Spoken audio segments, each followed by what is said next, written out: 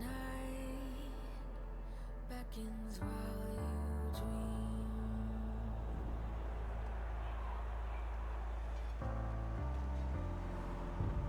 A life never lives in peace.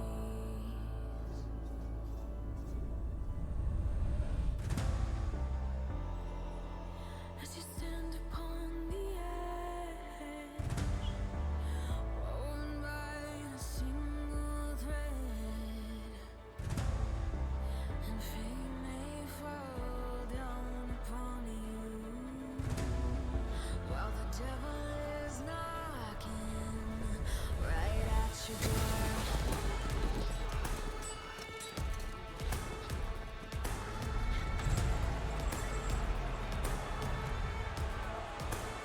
So are you restless? Each night you hear the drums of war. Awaken, awaken, the voice begins to call you while you hunger. A taste of destiny you're searching for. Awaken, awaken, the fight is at your door. Take up the cause.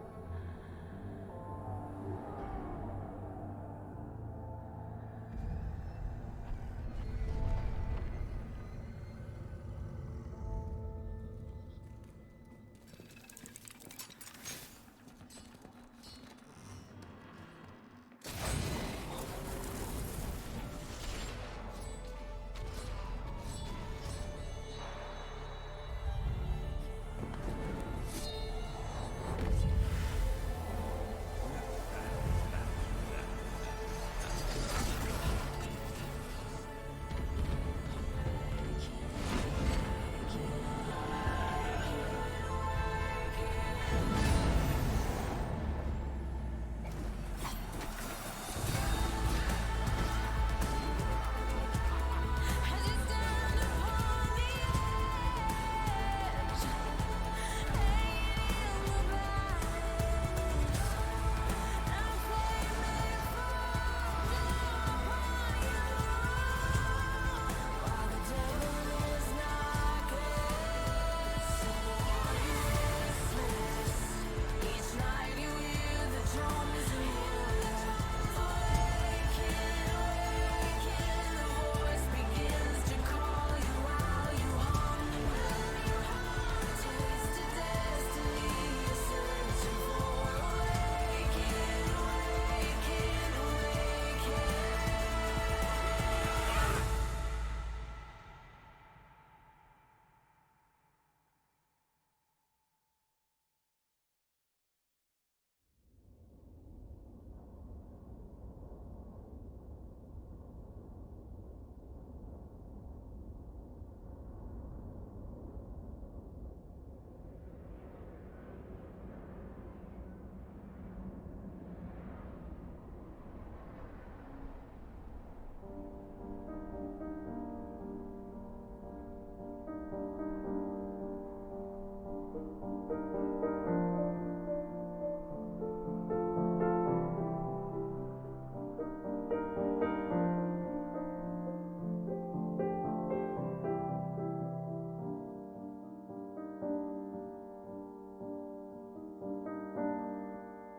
Every child in Valoran has heard the tale before about the cursed mummy boy who felt his heart no more. So sad and lorn, the helpless lad, Amumu was his name. He ventured out to find a friend and learn about his bane.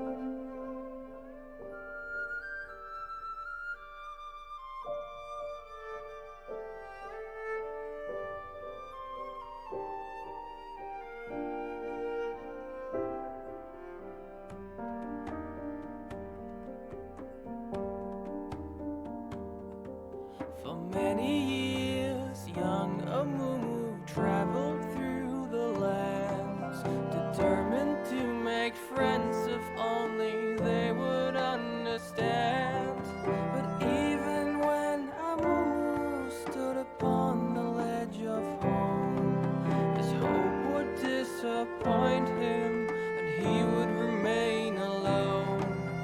But then the curse began to whisper in his ear, and would confirm what was Amumu's biggest fear. It pledged that never shall someone become his friend. It pledged that he shall be alone until his end. But sorrow and despair became too much to bear.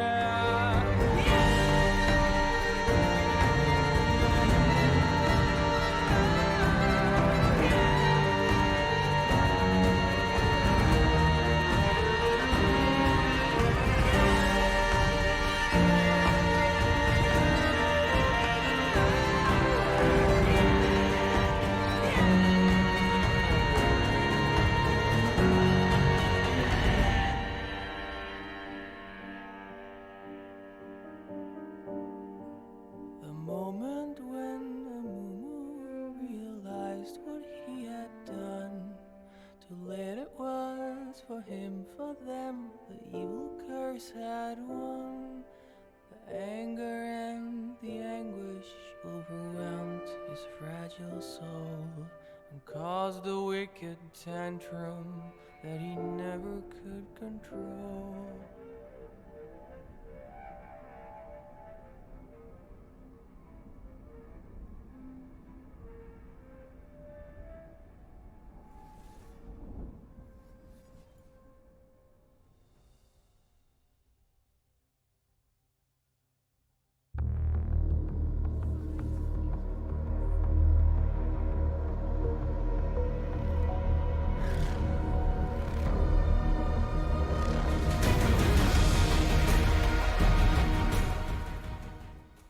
Good evening, ladies and gentlemen, and welcome to Serenity Gaming Division 1, 7 AM take on Sphinx. However, night started 7 PM, which means everything is upside down, and 7 AM they're going to be wanting a win, but they're going to get the upside down of that, which is a loss. The scripts have been revealed already. I think you were supposed to keep them hidden. Not sure what true. production really wanted, but I'm Yeah. pretty sure they like to keep that on the down low. But we're in pick and ban. That's something.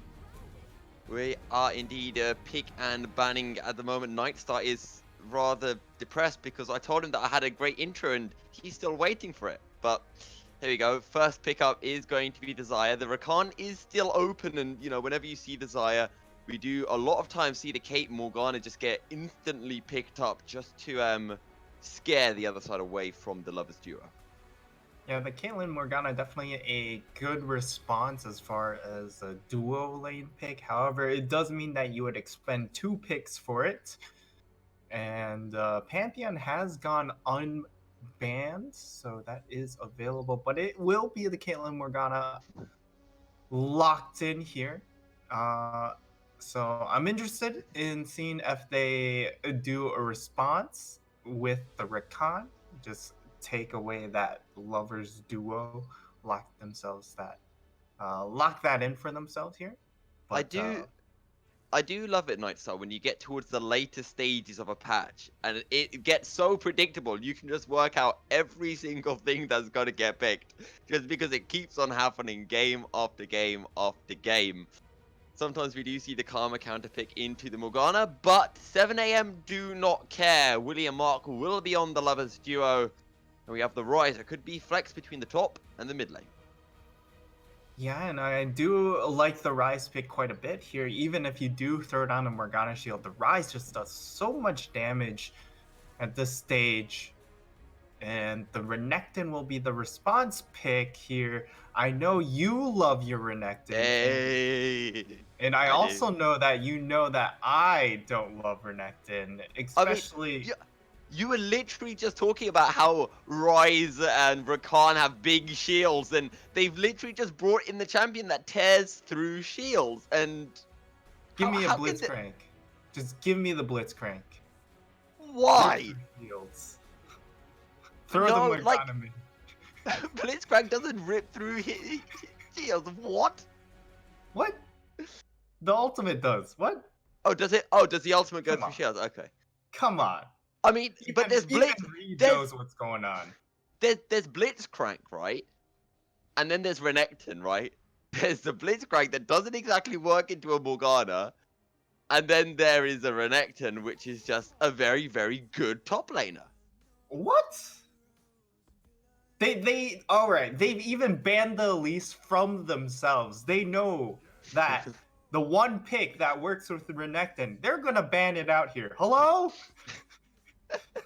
That's my I mean, complaint. Okay, I'll agree with you. The Elise Renekton in duo is off the cards, but there is still a lot that could come through. The likes of the J4 and the Rek'Sai, you know, some early game junglers could be pretty big. Although the Xin Zhao did get banned away. And okay, 7-8 Sphinx, don't care about what I'm saying. They're gonna go for a late game jungler. It's gonna be a Karthus coming through. Although I have seen Karthus flex top every now and then in solo queue, but I doubt we're gonna be seeing it tonight. So the Karthus pick makes sense from a damage standpoint to pair with the Renekton because it's that AD threat going in with that magic damage threat. And here, what I'm looking for to round out the composition would then be an AD threat in the mid lane, unless if they're throwing the Karthus into the mid lane. But Or the unless it's Karthus- Renekton mid. Yeah. But for Karthus, you really want the double AD solo laners. Otherwise, the team just has incentive to build magic resist. And once they do that, Karthus's value drops off very quickly. The Olaf and the Akali will be getting locked in as well. So the final pick of the day is for Sphinx. Give me a Zed. No. Oh, There you go. what? It's a rumble. Oh. So, no. right. So here it is. Prediction time and Night Star. Is it rumble? Actually, is it rumble top or rumble mid? It looks Rumble like mid, it's... probably. I think it's rumble top. I think it's Renekton mid. Okay. Oh. Okay. Hey. Okay. Superior analyst, ladies and gents. Okay. Renekton mid up against the Akali. Well, it is what it is. That's my opinion of this draft. Karthus also sitting on that nice juicy ignite here. I hope that does get swapped over because it would be a real tragedy if he went into game with an ignite. I don't get what everyone's hatred of Renekton is here in Serenity Gaming. Renekton, okay, he might not be the best champ, but he's a good champion. However, Okay, Renekton. So the champions you want to pair with Renekton are Talia and Elise because it Right. gives you a lot of early game pressure and it gives you that magic damage snowball ability. And they banned both of them. And then they picked Karthus, who wants to scale for about 15 minutes and then explode. Okay. And going back to something that you said as well, Knight, so you wanted to see the double AD solo laners. Last time I checked, Rumble was most certainly AP, so are we going to be seeing a couple of Banshees, Veils, and some MR getting stacked here from the side of 7 a.m.? I definitely want to see a lot of Merc Treads because, it doubles down against Renekton and Morgana as well. And then I want to see definitely some Hex Drinkers from people that can build Hex Drinker. Definitely should be built here. And then Banshee's Veil definitely would be nice as well. Or if you go ahead and build...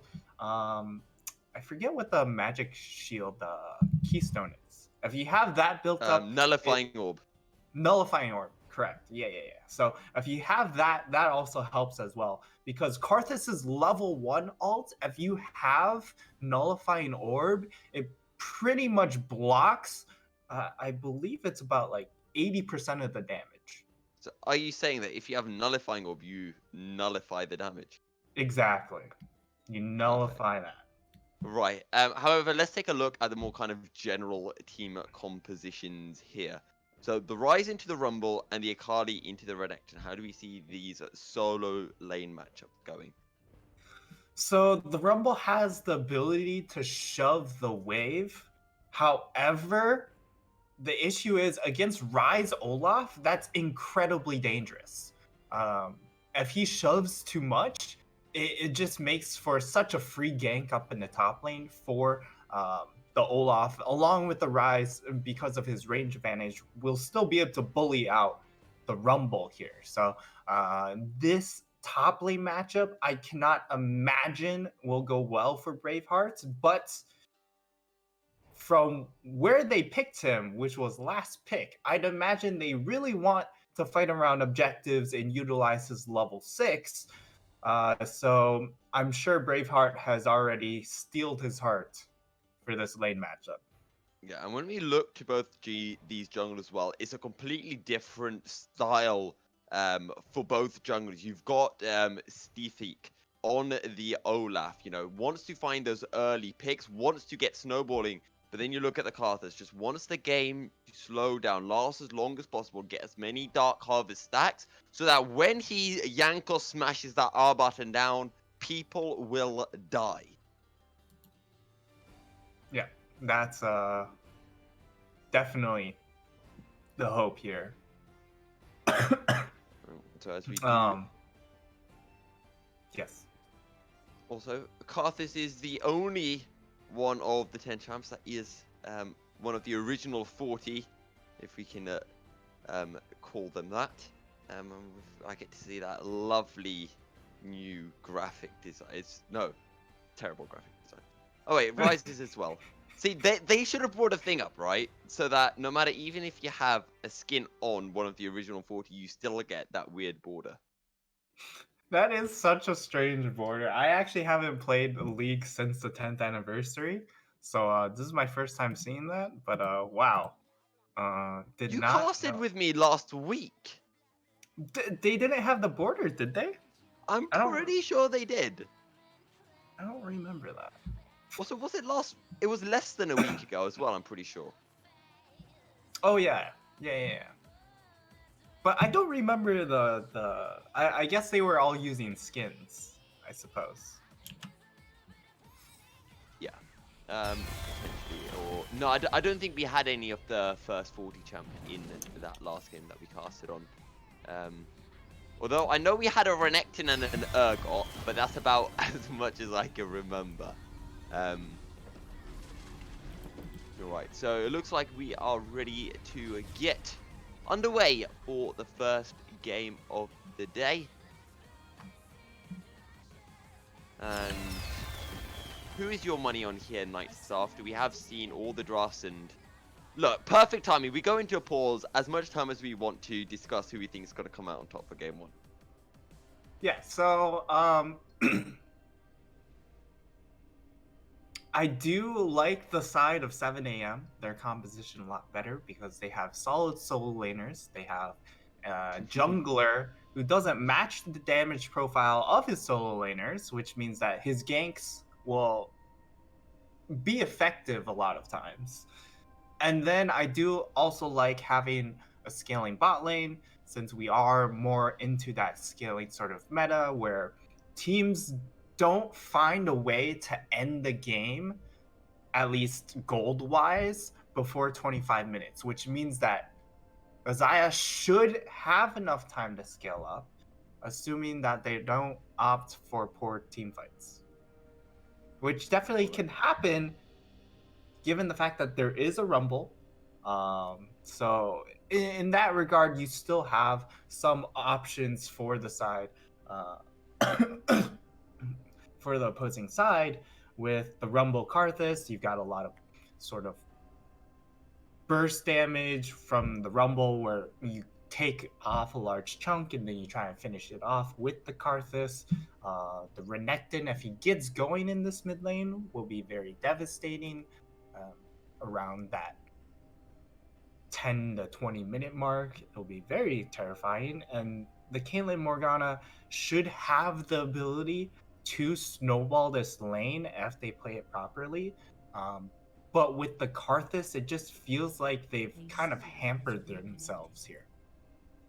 And I'm actually really looking forward to seeing Steefake in that mid lane just to try to get Henk rolling, because obviously if you can just catapult that Akali forward a bit just to be able to get that Gunblade earlier, it's just going to be so powerful. And you know, we look towards, you know, item spikes. Obviously this Olaf, once he gets his first item, he's just going to be massive already. And of course Akali we talked about, as I just mentioned, that Hexa Gunblade. But even Willie on this Zaya is going to be much bigger than Caitlyn when he does hit those 2-3 items. So there's a pretty good window for 7 AM where they can go for, you know, a really strong fight early game.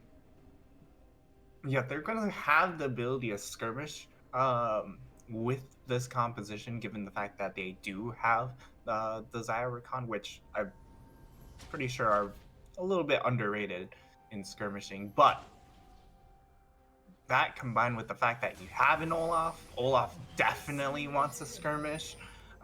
They just have to take into account once the Karthus does hit level 6 that there is going to be that execution possibility.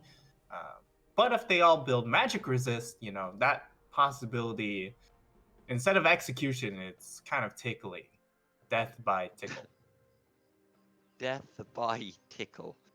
As someone who is extremely ticklish myself, that sounds like torture. However, both teams will just fan out for now. No level 1 shenanigans to come through. First drake of the game is going to be a Cloud Drake, and you know, with this Caitlyn Morgana, you'd expect them to have the bot lane priority, but there shouldn't be a lot of contention anyway from 7 AM for this rather weak early game Drake. Yeah, with the Cloud Drake, it doesn't really benefit either team a whole lot. You do kind of consider, hey, maybe it does help the Olaf, and in that regard it does, but that's not until you hit 2 Cloud Drakes, really. So we'll see if either team even wants to try and make a push for that. As in the bot lane, some sixth sense from double Hagen and Isayak. They know that Willie and Mark are in the bot side brush, and they will not get caught out. But the grand entrance forward in the dark bind, he misses so much damage coming through. Are you kidding me? The flash auto is not enough to take down double Hagen, but that is as close as you like, and that is how to abuse the lovers duo. Yeah, just going in at level 1, you have that CC, and especially when the Morgana misses her bind, there's no way to punish, and they can just walk forward with pretty much impunity there. And they get, well, they don't get any of the Caitlyn summoners, but they do get the heal out from the Morgana. Yeah, the flash is down though for Willie. Both flashes up for double Hagen and Sayak. And that could be, I mean, maybe Seiko could turn up. While it's difficult, it's not impossible to gank with a Karthus early on. Yeah, but Karthus can still gank. We've seen it. I mean, we even saw it at Worlds, where Tarzan did come up top. As Hank is going to take a very favorable trade against the Renekton. Oh, the flash in, Call of the Meek will land. As In Your Face tries to get into Hank's face, but a good reactionary flash will keep Hank alive. Yeah, a very interesting flash there. Let's see if we can finish off the kill. No! Here we go, the flash. Flash undertow, the 5-point strike, and first blood will be going over to Steefeek. As if I think that's how you pronounce it. I have no idea though. But I've got no way to help you on that one. You're the savior here. Yeah. Oh. That's a private joke that we keep within, you know, the caster room. Oh, does it not show? It does show across the rest of the Discord, but Okay, then yeah, does. everyone Yeah. everyone should be in on the Oh joke. no, another grand entrance, but the Black Shield will come through. Dark Binding once again misses. And Mark and Willie having a field day in this bot lane so far. This yes is somewhat even, but with a Caitlyn Morgana, I'm sure Double Hagon would have wanted to have a slightly bigger Yeah. advantage. Yeah. Being down or even as the Caitlyn Morgana duo means that you are behind. That's just the reality of that duo, where you have to be ahead, and it can definitely be difficult against a lane like the Lovers duo. But I mean, let's bring it back to this mid lane. This mid lane pick that you really enjoyed with the, you know, Renekton early pick into the Akali is not looking great, even though, well, Akali did take a quite unfavorable trade there. I was just hoping that In Your Face was going to turn that around and pick up a kill, and I would have just collapsed with laughter. He flashed for a play when he had no ignites. I was Yeah, I don't know why you'd go Renekton mid and not take Ignite. That one does seem rather dubious to me, but that is got nothing to do with a champion. That's to do with a player. If the player had taken Ignite, Hank would have been dead. So, you know. either you if you want to flash for that play, you have to have ignite. Either that, or you just don't flash for the play. However, Oh, Slice and level Dice forward, 6. Call of the Meek. As you mentioned, In Your Face does have the level 6, will not pop the Dominus just yet, but he is just going to try to slow push this wave as much as possible. And he's just keeping Hank away. Just saying, if you step forward, I will CC you and you will be dead. Yeah, any point of creeping up to the wave is quite dangerous against this Renekton at this point, and definitely will need some jungle assistance to shove that wave out. Stiffik definitely should have just walked mid and helped the brother out, but it looks like he wants to make a play up top. Yeah, and we talked about Braveheart overextending in the top side, and he will be forced to use his flash to be able to get out unscathed. But I'm sure Stitik will be looking for a repeat gank at some point in the near future. Yeah, that's a nice timed gank when the wave was just about to start pushing back. Braveheart not quite attentive to the map there, as he did have the wards placed to spot that out. So now he's in a definitely a precarious position here against this Rise, and I want to see more attention being thrown up here as we see this Olaf clear out the control ward. And oh, the Lovers Duo might be getting spotted out. The boy. Dominus will come through. Call off the Meek. That's a good grand entrance to find the knock up. The battles dance around. Willie, he finds the CC. He can't quite find the kill though, but here comes Hank. Shuriken flipping. 5-point strike is not quite enough. They're looking for Seiko. Oh, the heal keeps him alive. Dark Binding fighting smoke. Hank gets taken down after getting so close, but it will be the kill going over to SRG Sphinx.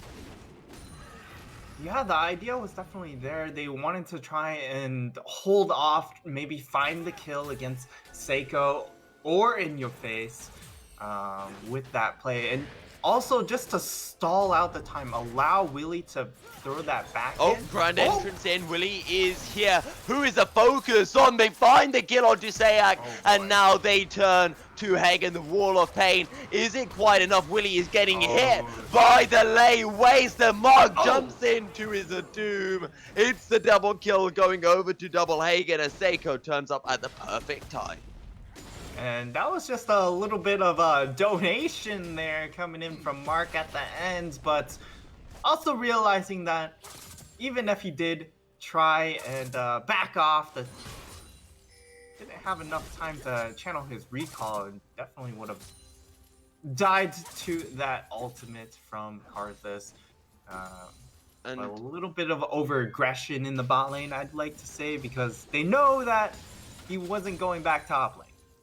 yeah, and we were talking about how well, Willie and Mark were doing in the bot lane, keeping this Caitlyn Morgana out in what we expected to be a slightly worse matchup for them early on, but all of a sudden, just like that, Double Hagen is now 3-0. The CS is even, but Double Hagen right back in this game and will be picking up that Infinity Edge before Willie can pick up the Essence Reaver, most likely. Yeah, and it was just a little bit of an over-aggression where they end up losing out, and they're also going to lose out onto that plate on that bot side. Another tragedy to happen. That's 80 gold they're missing out there. But as far as turret damage goes, they are, ahead of the Caitlyn Morgana, which are famed for their tower pushing capabilities. So in that regard, they do have a small victory there. That's right. Seiko turns up in the mid lane, just looking to find a little bit of a poke. That Requiem is available, and if 7 AM want to go in for any trade, they have to be ready for that Requiem to come down, turn around the fight potentially, or just pick up a few kills right at the end. Seiko will start making his way to his bot side jungle camps. It's level 6 for everyone across the board now. Yeah, and I feel like we need to see a little more coming out from Stifek here on this Olaf pick. He has that completed warrior now, and this is where he really should get hyper aggro, where he's looking to try and make as much impact as possible with these ganks. And Seiko, well, Seiko's out to that Runic Echo, so out to a relatively powerful position himself on this Karthus, where the Requiems are starting to hurt a little bit because there's no magic resist quite built up. Oh boy. Seiko. Oh, there is the Ragnarok. Your Wall of Pain does nothing. Seiko gets turned down. The Requiem will come through, but it's too little or too late. As you mentioned, the TB coming in with the Equalizer. The ultimate will come out, and it will keep Willie alive as he was getting dangerously low, burning from that Equalizer. But it is 1 kill for 1. Seiko falls, as does a Mark, and the Requiem will not be able to get any Dark Harvest down. Yeah, and Willie, he's gonna have to be incredibly safe here, just because the one bind, and that's the end of his life there. And they are gonna pull Stifek down, which I believe is the correct move here. Just want him down here and give that presence, shove him off the turret, and it will be successful. Now Hank, he finds a really nice into the Friar. He'll go and he'll pick up the kill, but he'll take one too many turret shots. Wait, no, he survived. Doesn't even burn the flash either, just gets out of range. Oh, and Vinny. Not even close in the mid lane. As I thought In Your Face might have played that really nicely with the Call of the Meek right at the end. As the Spell Flux onto Braveheart brings him dangerously low. No flash available for Vinny, but he does have the TP, so he can just back and TP right back in, as Braveheart doesn't have his available, although Seiko is making his way up. Will he be able to catch out the Rise in time? And he'll just take a turret shot, and Rise will sidestep. The Wall of Pain will be coming through. Vinny in a bit of a sticky situation, will be able to sidestep another lay waste, but Seiko now down to half HP, and Hank has made his way up. Shuriken Flip is the wrong way. He didn't see Seiko jumping over.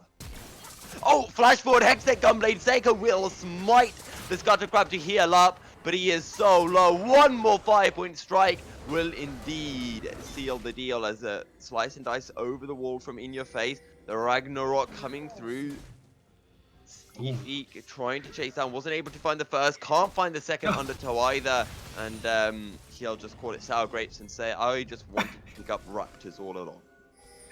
Yep, It was all a ruse. He wanted the Raptors all along there, and yeah, now we're starting to see a little bit of acceleration coming in Dark from. Binding finds his boy. mark. Oh, but the turn straight away with a quickness. Knock up onto Sayek. The Soul Shackles will come through, not able to find enough damage. But Willie in a sticky situation right now. Out comes the Featherstorm. He can't. He does find the root. What a flash coming in. But it is a 1-for-1 trade as Willie pulls everything out of the stocks to be able to find the kill onto Sayek. That was quite an incredible play. Unfortunately, he trades out for the support, which means that in the grand scheme of things, you gotta still favor Double Haugen getting that kill, even though he does end up trading out. Willie does. But Double as we Haugen now. Yeah. 14 minutes in, Oh, and boy. the Cloud first wreck of the game finally gets secured. Willie keeping way too deep, and Seiko with the Dark Harvest takes about half of Willie's HP to pick up the kill. Yeah, I'm gonna have to say that TP was a little overzealous. Overzealous. That A reminds little me bit of too- a Kog'Maw TP in the middle of mid lane, coming in for a flank. Jackie Love. Shout out to Jackie Love. When was this? That was game 1 of the IG series, IG Griffin. Whoa. There was a Kog'Maw? Yeah. I didn't see the games. I only saw the final game because I was out. Yeah, he Wow. TP'd. He had flash TP, and he TP'd mid lane in a flank behind 2 bruisers who just turned around and killed him. Oh, good old Jackie Love. Oh well. Well, I guess Willie's just been, watching a little bit of IG recently then. 6 Yeah. kills to 6. He's trying to Health. emulate the pros. Exactly. See, that's what I like to do. I like to copy Norskeren and Mickey X. But mostly North Scarin, right? Yeah, unless we're talking about Rakan, then I look towards Mickey X. Oh. I mean, Hilly, No. Hilly's too consistent. I can't. I mean, are you talking about consistent in their playoff series? I didn't actually see. Again, I didn't see much of Fnatic's games as it was the same day as the IG game, so I missed a lot of that except for the last one. As Call of the Meat coming through in the mid lane, Wall of Pain will come through, but the perfect execution to safety from Henk could look to go back in onto this Caitlyn, and no, we'll just perfect execution even further out. And now Double Hagen will look to push this away, this lane even more forward as the Shelly did get used. Wasn't able to find much, but here comes the Cloud from 7 AM straight in onto the Renekton. Dominus will come through. Slice and dice away. The Soul Shackles are here to 4v4 in the mid lane, but look who's walking up. He's Braveheart, and he does have the equalizer. 7 AM will back off for now, and it will just be a trade of summoners and ult. However, Willie looking at Seiko, he can't find the flame caller, but Vinny has turned up, and that is the knock up onto Hagen. The Requiem will come through, won't be able to find a kill. It's just 2 kills for 1 for 7 AM, and they can look to push in the mid lane as the Dark Finding will be able to find its mark. No way the Sphinx to capitalize on it. In Your Face has just returned to lane. Does have the TP, but decided to walk it down. And we've slowly devolved from the EU meta into the NA RAM here. As all the teams really want a piece of that mid lane. But really, let's look at what objectives there are to play for. None. Nothing. Yeah. None! Yeah. Mid That- tower! That's why we NA ram it, because there's so much that you gain right now by fighting in the mid lane. But I mean, to be fair, we have seen Vinny and Braveheart. They were split pushing, and then they decided to join just because they thought that their teams were getting a bit too hasty in the NA ram. So they just wanted to join in. Yeah, join in the party, don't want to get ahead of ourselves too much here. Oh, that was close. Definitely was close. Unfortunately, I don't think they would have had enough damage around that it would have been punishing. But now we're starting to look at the solo laners moving into those solo lanes, although Braveheart wants to hang out mid. But for 7 a.m., they are gaining a lot by getting these side waves. And now that's going to pull the side laners from out to these side lanes. Now, But when we talk about the split pushing, you know, the 1-3-1 potential, surely though, this is also really good for Sphinx because they have the Carthus. They can affect the side lane so much quicker than Stefek can do on the Olaf. that is definitely true. Very good point you bring up there. And because of the fact that they don't have any magic resist built up, it is a very effective plan from them. And now, well, it looks like 7 a.m. they're going to secure themselves a nice, juicy ocean Guard dragon. Finding will be able to find his mark. Equalizer is not on anyone though. Hank takes a lot of damage. He's forced to flash on the Equalizer. Ace in the hole though. Will I get tanked up? And Hank just about survives as there comes the Rune Prison. Oh, the damage with the Overload. Vinny finds the kill onto Sayak. It's just one kill for nothing. 7 a.m. Can they capitalize on this one? The Wall of Pain comes through. Just keeps Defect away. But Sphinx will push in the mid lane. They will get the second outer turret for their troubles as 7 a.m. or more specifically Stefek looking to potentially go in, but he's taking a lot of damage. He will be forced to back out as the Requiem is available. As look how much damage Vinny deals just with the spell flux alone. Yeah, Vinny is pretty scary at this point in the game. Almost has that Rod of Ages fully charged up. Also has that extra gold bounty coming in from the fact that he is 60 CS up on the Rumble. And that's kind of just the nature of how this game has evolved, right? Yeah. Where we're looking at a lot of, you know, try and group up as 5 plays, whereas Vinny, he's kind of been like, all right, you guys can chill in the mid lane. You've got enough wave clear. You have Olaf axes. You have Xayah. There's more than enough wave clear that I can just sit up in the top lane, farm out these lanes, freeze a couple minion waves, continue to push, and all of a sudden he's just ginormous. And I feel like this is something that we brought up as well in the drafting phase, that there would be this pretty evident window for 7 a.m.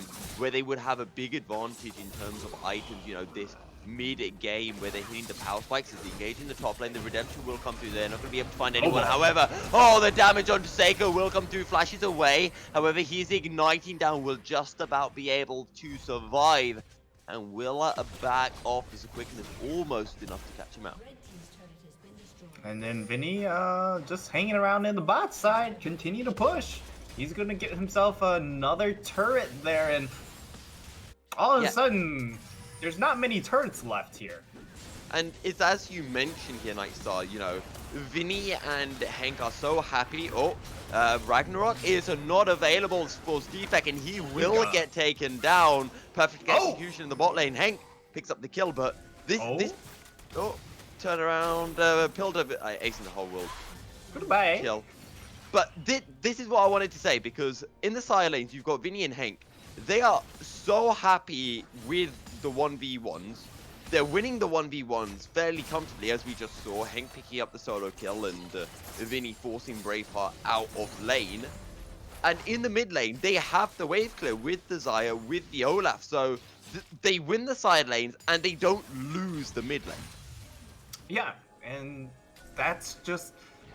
with this game state, they can just continue to abuse those as much as they want. If they, want to punish them even further, once these waves start pushing in the bot side, they could just freeze them. If you freeze that wave in the bot side when it starts coming back towards you, Braveheart, he has nothing to do for, I don't know, like another 5 minutes.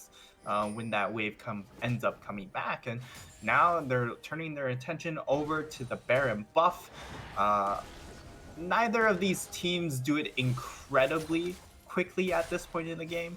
The Karthus, of course, does do a lot of damage, but they're not going to really reasonably have much control over that area. Also, something that does interest me somewhat is the item choice here for Vinny, because he hasn't gone straight for the death cap. Well, I say straight, but third item death cap. He's gone for the Riot Eyes, which just gives more slows and more opportunities for Sphinx to catch people out on this Olaf. Oh, Featherstorm not going to be able to catch anyone out, but here comes the quickness. They find the charm onto double Hagen, but the battle dance straight out as the redemption will come through, and he'll double Hagen straight back up. However, Dark Binding will land on the Rakan. Does he have any way to get out? No, he does not. Sayak finds the kill, and now 7am forced to back off. But look at Rise in the bot lane, just pushing. 7am, can they stall the Baron? All of 5 members of Sphinx are at the Baron.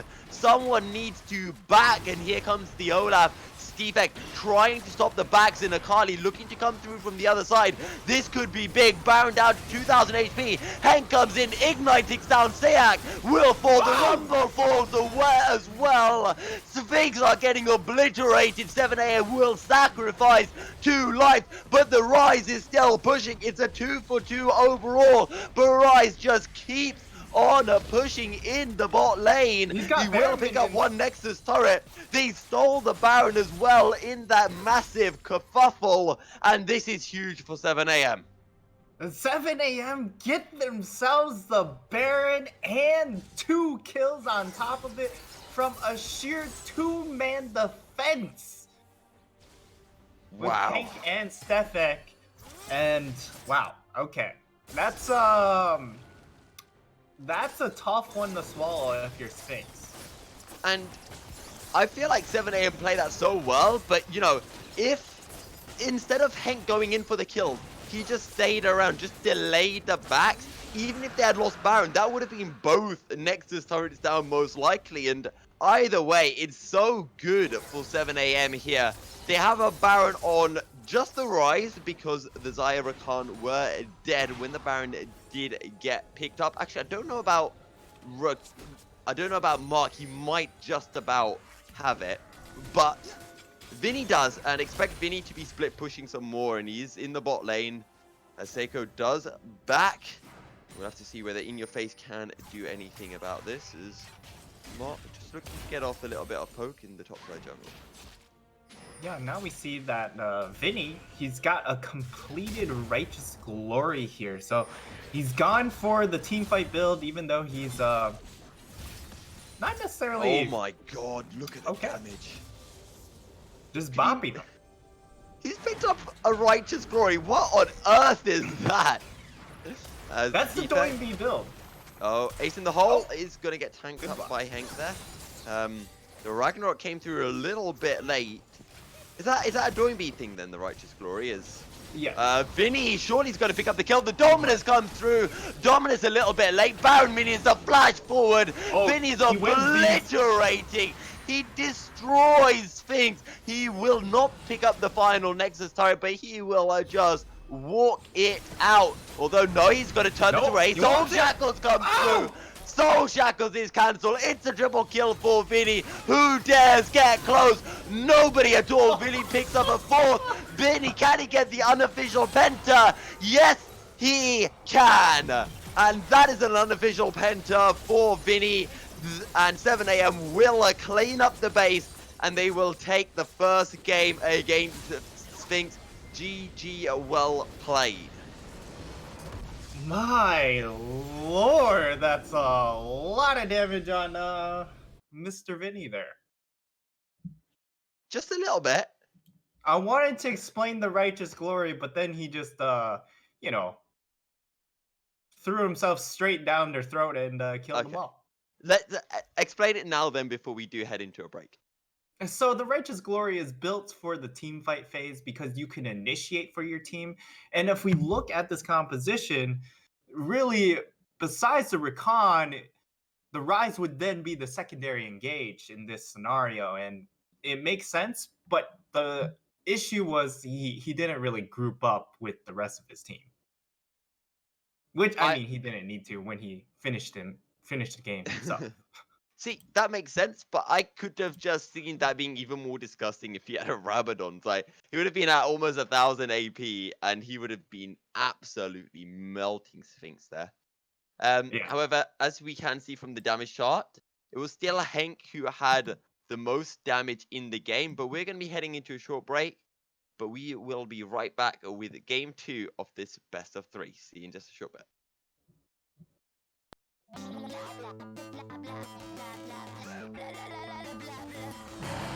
Wanna join me? Come and play, but I might shoot you in your face. Bombs and bullets will do the trick. What we need here is a little bit of panic. Do you ever wanna catch me? Right now I'm feeling ignored. So can you try a little harder?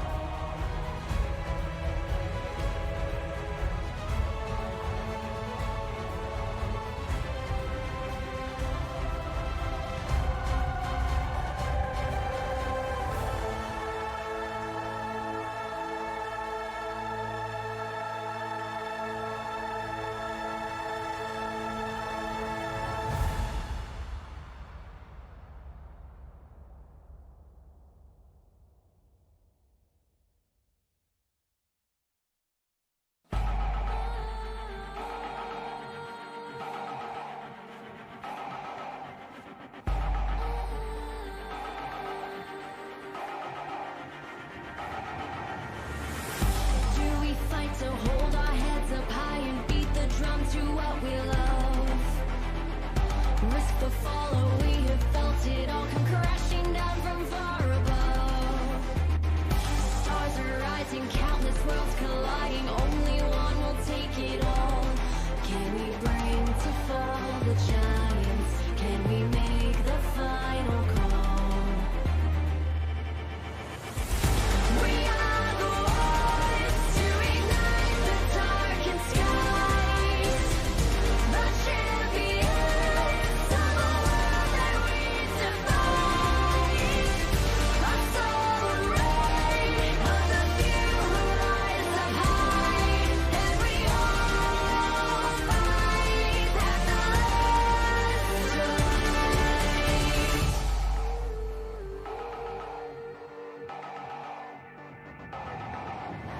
Hearing voices from afar. Join the madness when the curtain falls. Risk it all, hold nothing back. Seize the day, we must attack. Stars are rising, countless worlds colliding. Only one will take it all. Can we bring to fall the giants? Can we make the final call? We are the ones to ignite the darkened skies.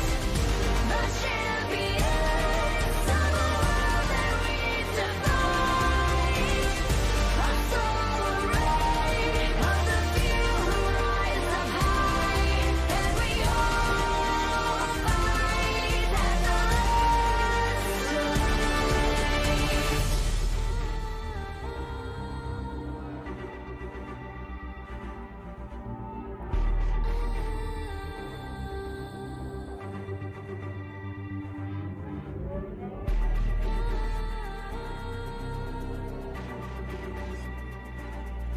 Can we bring to fall the giants?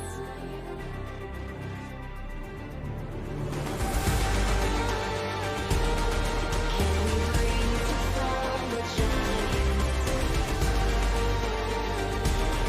Can we bring to fall the giants? Can we bring to fall the giants?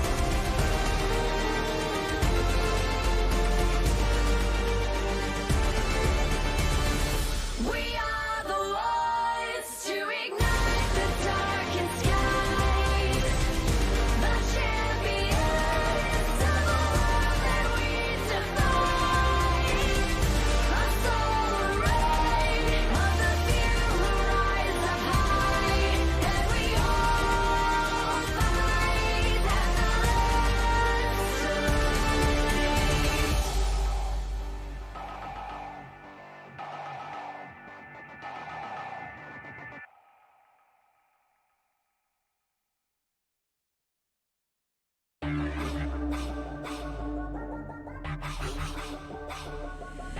You know who it is. Come and run again. You want a dose of this right now? It's KDA. I'm a goddess with a blaze. 소리처럼 내 이름 잊지 못하게. Loud, loud, loud, loud. I could take you to the top. 절대 멈추지 못해. 내가 끝내주는 bag, yeah, yeah, yeah. And when I started talk that, oh, you know how to react.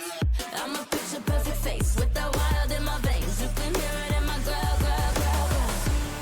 So keep your eyes on me now. 무엇을 보든 좋아할 거야. 닿을 수 없는 level. 나와 되길 원한 널 확신해.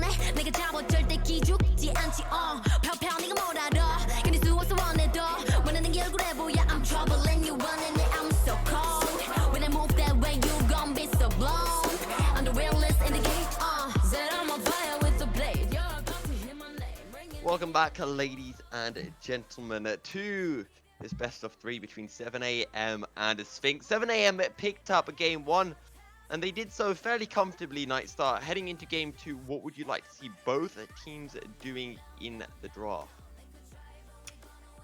Well, first off, regardless of draft, I mean, I did have criticism of the Sphinx draft, as you could probably tell, but just playing to your draft at the very least, where, you know, you have the Renekton, throw some focus onto that Renekton pick. Throw in maybe a support roam, maybe the top lane roams down, throws down an ultimate to try and lock down someone. And then, you know, this composition was supposed to also prioritize objectives. You saw that they got one dragon, but it was a cloud dragon, and they weren't really able to do much damage around the objectives afterwards. So that's the first change I'd like to see from Sphinx. But, you know, we are in the draft phase, which means that you can draft a better composition than what you had in game number 1. Don't make things too hard for yourself. Yeah, and maybe we'll see that Renekton coming through again. The Elise hasn't been banned just yet, Nightstar, so I'm hopeful. I mean, again, if you pick a Renekton, you have to come in with a hyper aggressive state of mind as far as the game plan goes, because if you don't, then the pick falls flat very quickly, although 7am are helping them out, I would say, in that regard, by banning the pick away. Yeah, well, no Renekton coming through, but it doesn't mean that the Kai'Sa can sneak in for Sphinx. Most likely we'll be seeing that Nautilus coming through. However, 7am can go for the Zyrakan. It worked very well for them in game 1. And they could look to pull out the same shenanigans for game 2. And there we go. We got a Pantheon unbanned and unpicked in the first game. And they pair it with an Elise. All right. Yeah. All See, right. early game focus coming in. I want to see more and more early game picks coming in from the side of 7am. I want to see a Draven. I want to see a Lucian. I want to see an Ashe. I want to see something nice and aggressive. Maybe even something aggressive in the mid lane as well. Now, if you definitely pick the Draven, I can get behind that one. And Xin Zhao is going to be the counter pick. We have not seen this pick in a while. Even in, I believe, if you're looking for a professional play standpoint, I believe most pros would opt into the Rek'Sai or Jarvan over the Xin Zhao. Yeah, and the Tilia is going to get picked up. So a Tilia in, well, the mid lane, I would have to assume. Could be Tilia Pantheon. We saw that. Oh, yes. I forgot that's a thing. Yes. I reckon that is a Tilia Pantheon bot lane. I see no other possibility apart from it being a Tilia Pantheon bot lane. Now, just confuse us more by picking a Mordekaiser and Leona. Sorry, not Mordekaiser, Swain Leona. Then we don't know what is going where. Yeah, well, I mean, the Leona would go bottom for sure. Yeah. In that case, right? So, but we'll see how the draft rounds out here. For Sphinx, I mean, they drafted a Kai'Sa Nautilus lane, which is somewhat good, but the Nautilus into a Talia is incredibly painful if the Talia throws out the stones on the ground, and Nautilus just kind of runs himself into the rocks. Yeah, and the Kled will get picked up. So, well, it looks like it is going to be a Palia Pantheon bot lane coming through, and the Kled in the top lane. Again, a strong early game. Well, a strong top lane in general. And we'll have to see what 7am want to pick up for the mid lane as a Kennen will get hovered and locked in for Sphinx. Kennen locked in. Most likely will go into the top lane to deal with what appears to be the Kled. That said, they still have options to, rotate things around here. And with the Syndra locked in, the curveball from 7 a.m. can just be throw the Kled mid. Yeah. So the Syndra coming in, and maybe, as you mentioned, the Kled could potentially go mid into the Syndra. Is that a good matchup for the Kled then?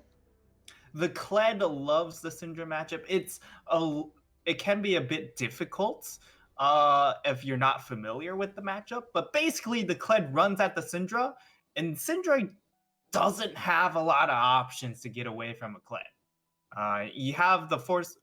Is it the force of will? No, scatter of the weak. You have one scatter of the weak, but then Kled just uses his ult and kind of runs you over. I'm really liking the comp from 7A, mainly just because there's a Tilia Pantheon, so, what isn't there to like? And you've got the Elise jungle, which I know some people don't like. I don't know how you can't like Elise jungle, because it just means that there are so many kills early game, and I'm really looking for Steve Heek to, show up even more than he did on that Olaf in game 1.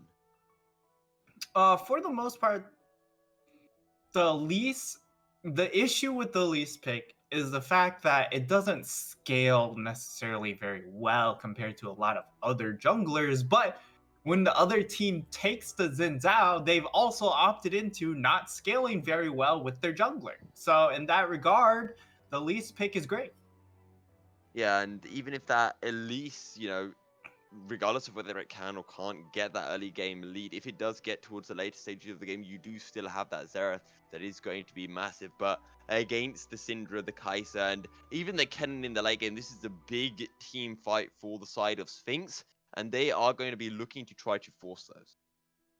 Yeah, and what will be interesting to see coming into this game is whether Braveheart will go for the AD or the AP Kennen build.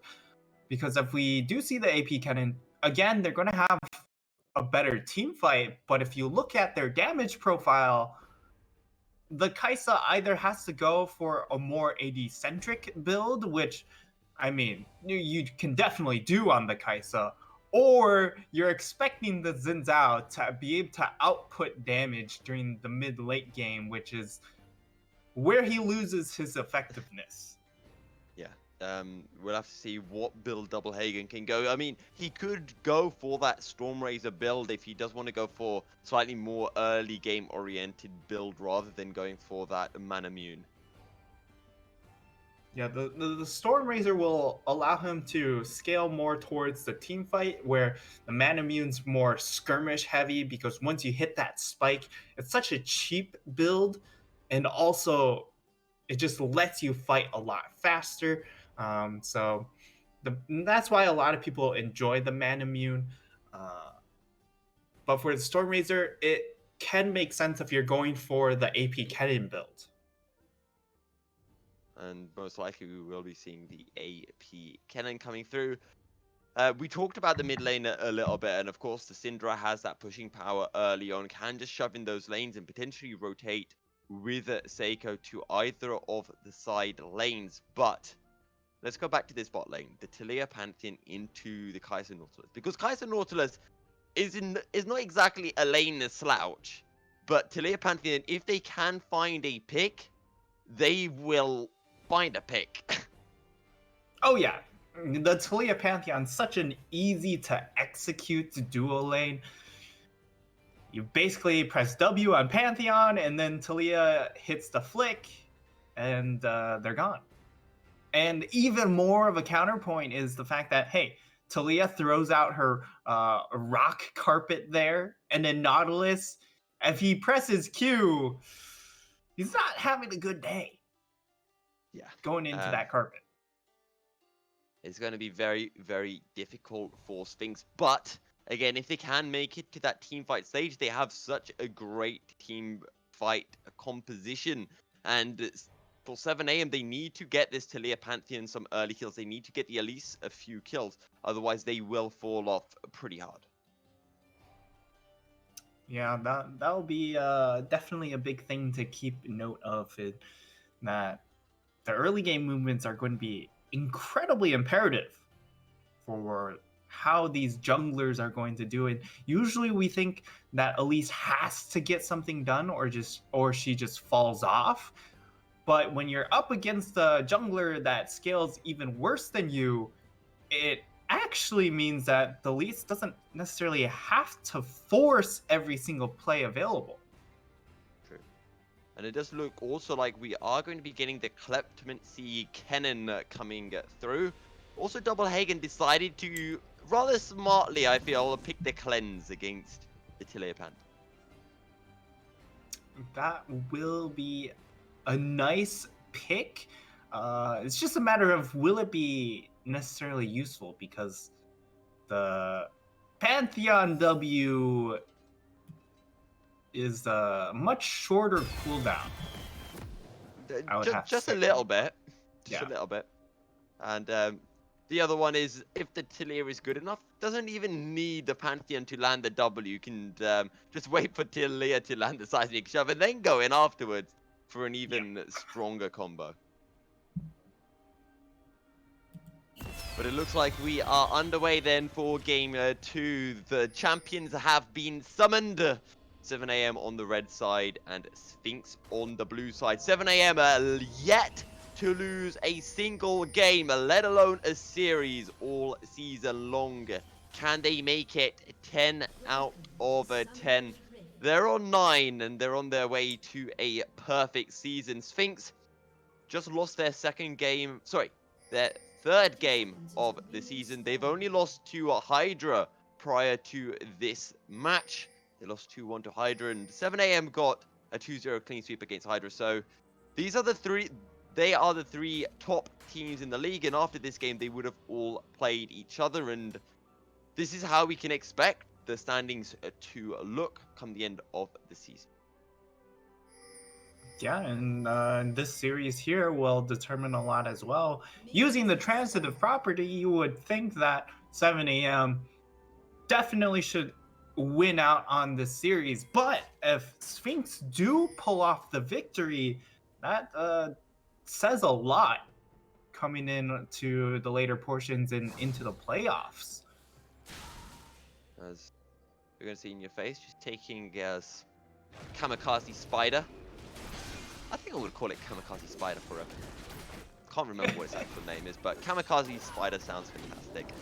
As Double Hagen will just get off a nice leash for Seiko. Both junglers starting on the red side, but two very nice little wards. Actually, 2 wards for both sides in the red buff side of the map, let's call it. Yeah, the bot side of the map means that they're really looking to try and keep track of where the Xin is going. But let's just keep an eye on this bot lane, because it's when we hit that level 2 mark, or more specifically when William Mark hit that level 2 mark, that's when they can just dive in, and they're going to go in straight away. Level 1. Not exactly a big turn from the Sphinx bot lane, but oh, there is a Seismic Shove. Will be able to find its Mark. However, Mark will not follow up on that one, as Willie, having started with the Threaded Volley, doesn't have the Seismic Shove Unraveled Earth combo.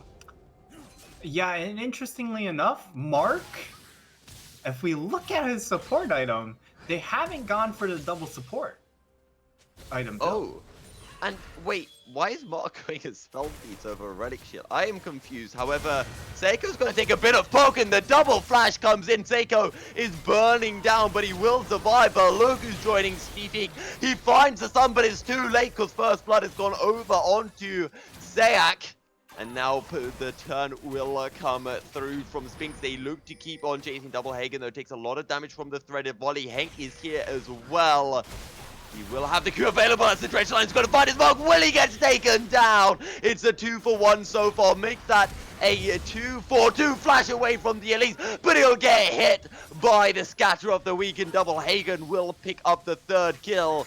3.5 minutes in, and we already have 5 kills to this game, Knights. Yeah, and already a very explosive start. You thought that they caught Seiko out, they made the rotation, but it ends up turning out that Double Hagen and Sayak were in a position where they were able to still rotate very cleanly. They were a little bit late, but when Stefic came down, I don't believe he had taken his blue buff, which is why during that entire fight, you saw that he didn't have mana, which proved to be a really big issue the longer that skirmish dragged out. Yeah, and I am still very confused, as you mentioned, you know, only one support item coming through is not a Relic Shield and a Targon's Brace, which does confuse me somewhat, and I guess you get more gold into the Tilia early on. Yeah, it does allow the Talia to farm out here. Ooh. There's a combo, but it's not quite enough damage onto Sayak, who will use the Dredge Line to safety as, well, the E will be able to find a spot. They find the CC onto Double Hagen, but They can dive this. they could indeed go for the dive, as though we see a dive coming through in the mid lane. Nothing will come through of it, but here goes Steve. Oh, everything's gonna miss. Double Hagen and Sayak, the tanky coming through from Talia, who will eventually die. It's a 1-for-1 and 7 AM. Just do not get the tank off as the Dredge Line finds a minion before Steve. Oh, Stefic, Oh, he's no. gone. He has to go for the execute. He will go for the execute, and he will get executed. He had double buffs, and there's no way on earth he wants to be giving that one over to Seiko. Yeah, and one of the interesting things is that he should still respawn with his double buffs. Oh, just kidding. Wait, will he? No, he didn't. Disappointing. The turret has the double buffs now. Yeah. Now when you walk to that turret, woo! That mana regen on that turret is going to be insane. Yeah, and turrets will now burn you. Good luck healing under turrets Yeah. now. Don't know why you'd want to do that, but just in case. As, well, Oh 7 boy. AM. He's 6. Oh, the flash away and the charge. Vinny will... Well, he charged to the wrong... He charged to the right point, but after the flash, he couldn't commit. He could have gone for the flash engage, but he just decided against it. And, you know, for a team that's supposed to be so early, 7 AM, you know, it's even in their name. They're not having a great start to things in game number 2. 2k goal down, 6 minutes. Yeah, they're going to be a little bit down here, but definitely the kill threat is still up on everyone on this team, and it really the goal difference has come down to the farm difference. If you look into the top side of the map, you have a lead for the cannon, which it should be. It is that melee versus range matchup, and then surprisingly, Oh, the cannons come through, but the Unraveled Earth will land. Look at the damage Double Hagen just about survives, but he will finally get taken down. And now they look for Sayak. Is there another Unraveled Earth available? But Seiko is jumping to the fray. Here we go once again. Sayak gets taken down. So will Mark. Can they find the third? Yes, they can. Willie will pick up the third kill. He gets 1 kill. The double kill goes over to Mark, but that is the Talia Pantheon combo that we were expecting to see. yeah, and now And Defect in the top lane, and there is the right of the Arcane, a 3-man top essentially, and Hank will be the one to pick up the kill. yeah, and that's just such an easy gank assist coming in from Hank. He just walks a little bit up the river, and all of a sudden he's in range of his right of the Arcane there, and he's able to assist with that top lane gank. Interestingly enough, Stefic still level 5, so a little bit behind in the EXP for the jungle here. But that bot lane display, this is why the Talia Pantheon is scary. Once you hit that level 3 breakpoint and Talia has access to all 3 of her abilities, the burst is so easy to land. And you saw Double Hagen, he popped. Oh, Here we go, Seiko Danger. wants to turn things around in the top lane. Pled will be de-scarred, he'll be CC'd as well. Who will pick up the kill? Seiko will take it. As Vinny flashing at the last second. But here comes In Your Face in the bot lane. No depth charge available. And Sayak. Oh, the engage coming in. 7 AM might overstep their welcome. In Your Face will turn up. But Defect is here as the Dredge Line won't be able to find its markers. It's Scatter of the Week will be able to find this defect, but no way for Sphinx to collapse. It's a flash forward. Here is the engage, the unraveled Earth. And that is another kill going over to Mark, who is now 3-2 on the Pantheon. And it's just so easy. Every time Mark has flash available, he should be able to Oh no, create the here kill. comes Seiko looking to turn things around. That's a good ult. They'll turn to Mark. They'll turn to Willy. Can they get the double? Mark is really low. However, the Void Seeker will be able to find the kill. The right of the Arcane takes Seak really low down, but the Threaded Body can't find the killer. Cathian Rain with the flash. Double Hagen under turret. Killer Instinct in behind, and it will be a 1-for-1 trade as the Arcane Pulse takes down Seak, and it's going to be 2 kills for 2 overall. And here comes Slicing Maelstrom in the top lane. Vinny with nowhere to go, trying to get back onto Scott. Will be able to do so. Now looking to turn it around. He has a pressing attack. Brock dashes in. Surely he'll pick up the kill, and he will indeed. Vinny finding the solo kill onto Braveheart. And that's just the reality of the top lane. You think you have it, you have him demounted, but then he gets a remount and it's all over for you.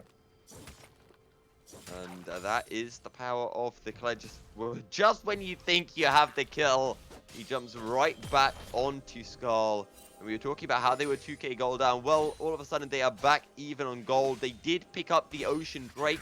We've got an Infernal in 4 minutes, and that surely will be hotly contested. As here comes Seiko in the mid lane. He does have dash forward. They'll be able to find the mark and unleash power a little bit too early. Hank, the barrier is clutch. Are you kidding me? Willy will turn up. Arcana Pulse finds so much damage, and Stevek picks up the kill. The repel in. Mark joins the fray, and it is 2 more kills for 7 AM.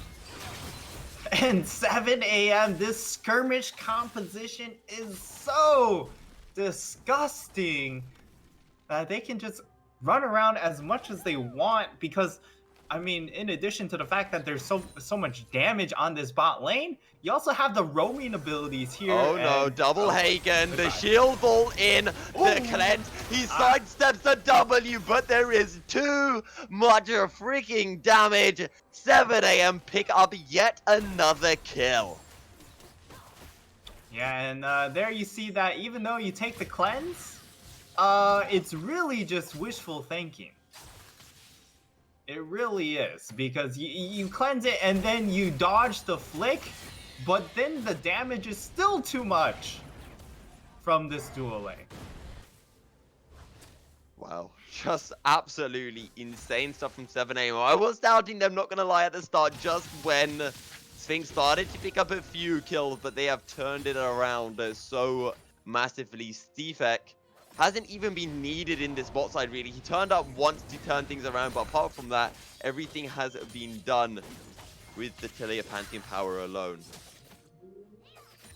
Yeah, and just that power alone, this is why the Pantheon is banned. Even though he's such a great solo laner as well, but then you pair it with the Talia, and then you can throw it into the bot lane very easily as well. And it's just the flexibility, the damage from this champion is pretty absurd, because this is also a support Pantheon.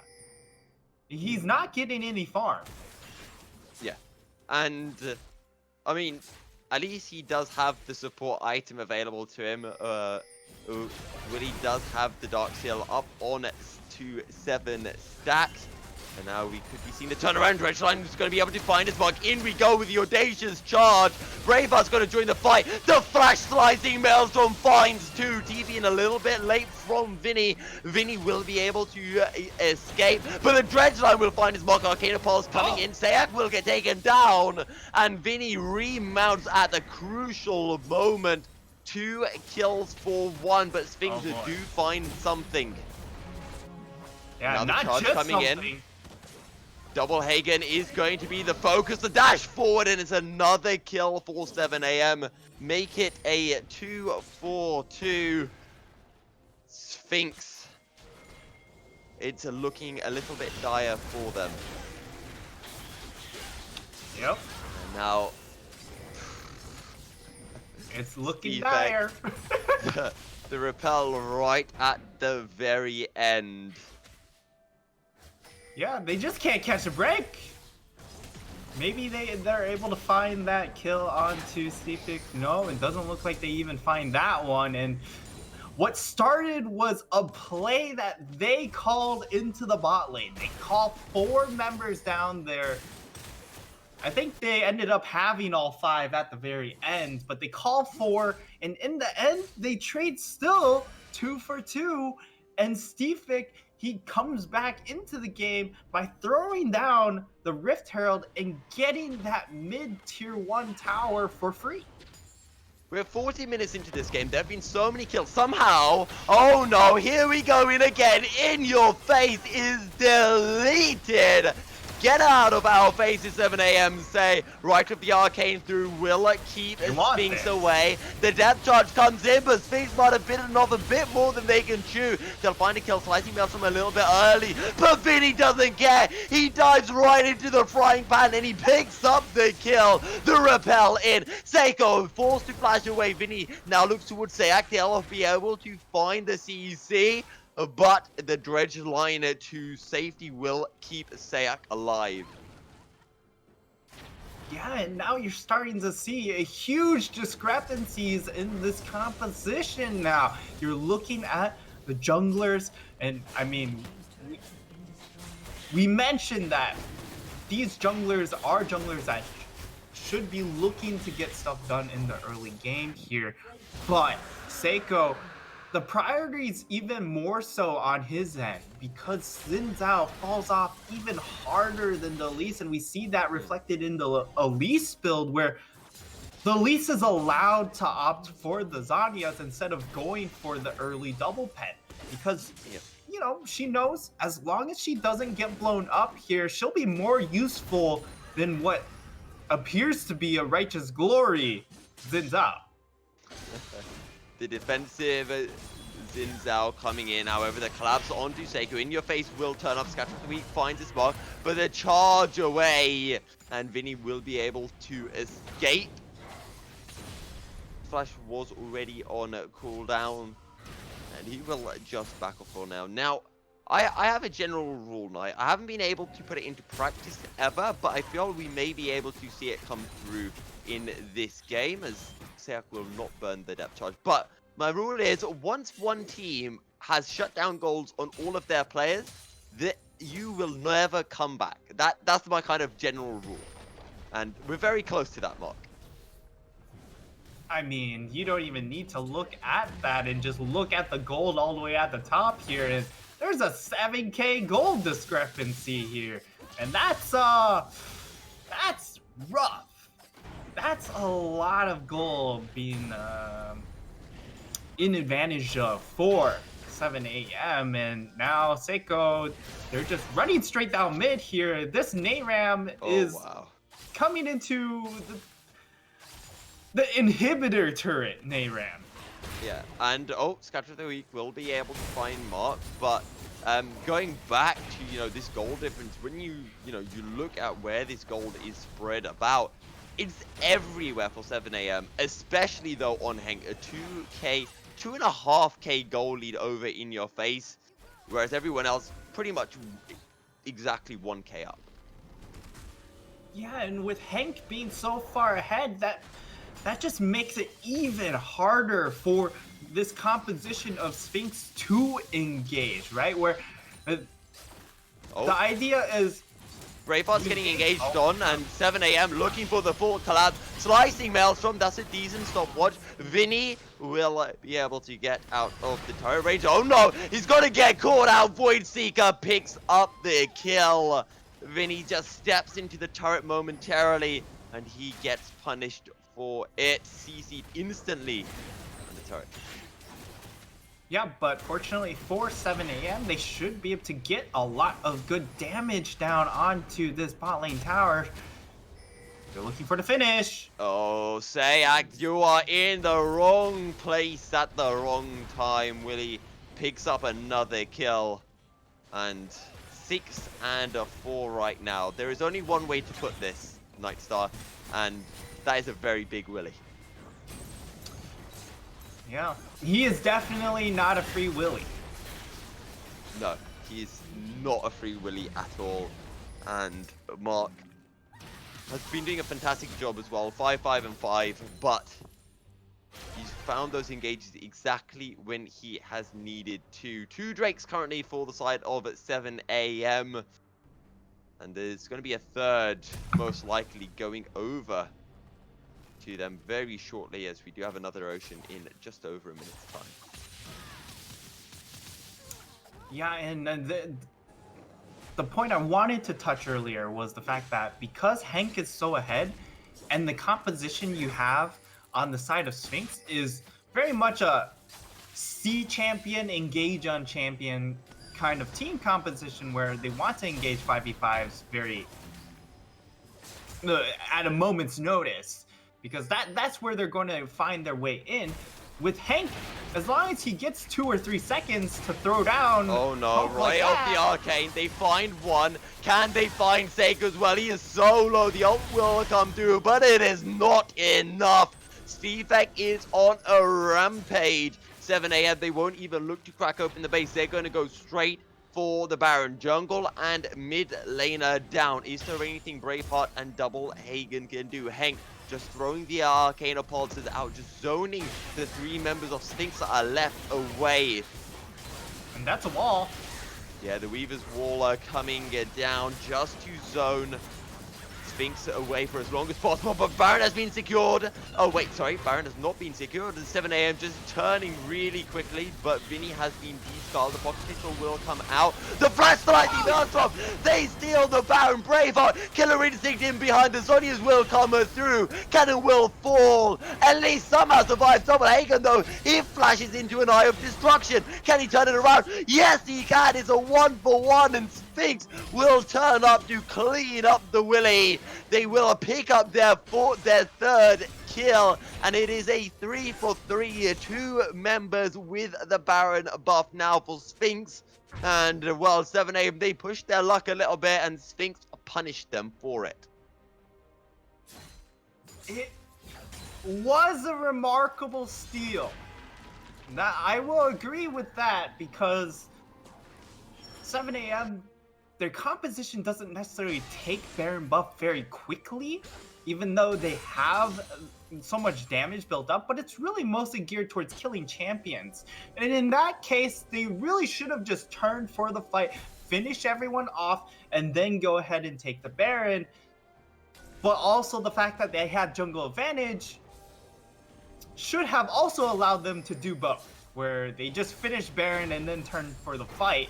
And Stefek took a little bit too much damage from the Baron, I believe, and that caused him to panic on that one. That's what I'm gonna say. And you know, they should have been able to secure, but the slicing melts from so much damage coming out. I'm not sure if he was able to get the CC onto Stefek before he could get the smite down, but you know, we talked about how Sphinx, they have a roster that wants to team fight. They do scale fairly well with that Kai'Sa and the Kennen in those team fights. This Baron will give them, you know, a massive tool for stretching this game out, maybe by another 3 minutes, and maybe that is long enough for them to get back into this game. This Baron will really, really hamper 7 a.m.'s ability to crack open the base. Yeah, it will slow them down a bit here. And in that regard... Oh, Weaver's Wall will just keep Sphinx away as the final inner turret will get taken down. All the inhibitor turrets are practically at full HP. 2 Ocean Drakes on the side of 7 a.m, which will be very good for the siege coming in. As there is a lot of poke on the 7 a.m side, mainly when we do look at Hank with those Arcana Pulses and the threaded volleys from Willy.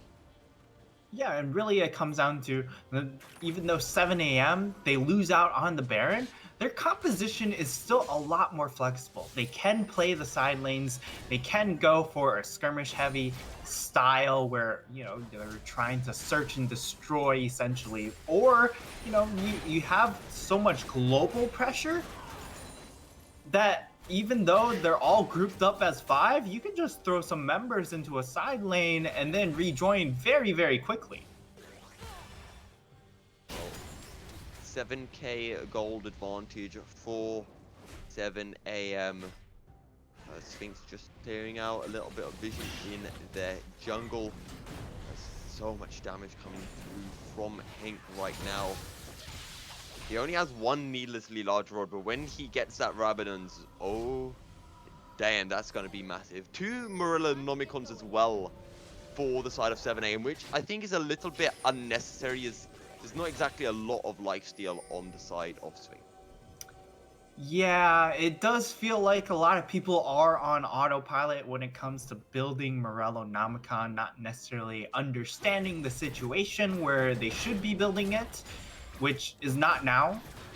Imagine if you had that extra gold from just holding onto the Oblivion Orb. That's another large rod that you could have onto Hank. Or he could have a completed Zanya's Hourglass. Those are options that you have to think of, especially when you are at this point where you're trying to close things out here. Your 5v5 straight up might not necessarily be as great. Yeah, and here we go, 7am potentially looking for the play to crack open the base. Just looking for potential death brushes, just looking to rotate between the mid and the bottom lanes, and maybe 7am, they're just going to wait for the next Baron and then go all out. Yeah, and we're just waiting for that next play, and for 7am, it's a little bit hard to crack the base now that everything is so clumped together. For Sphinx, this is the ideal defensive position. Just hide in base. If you peek out, there's a chance of dying.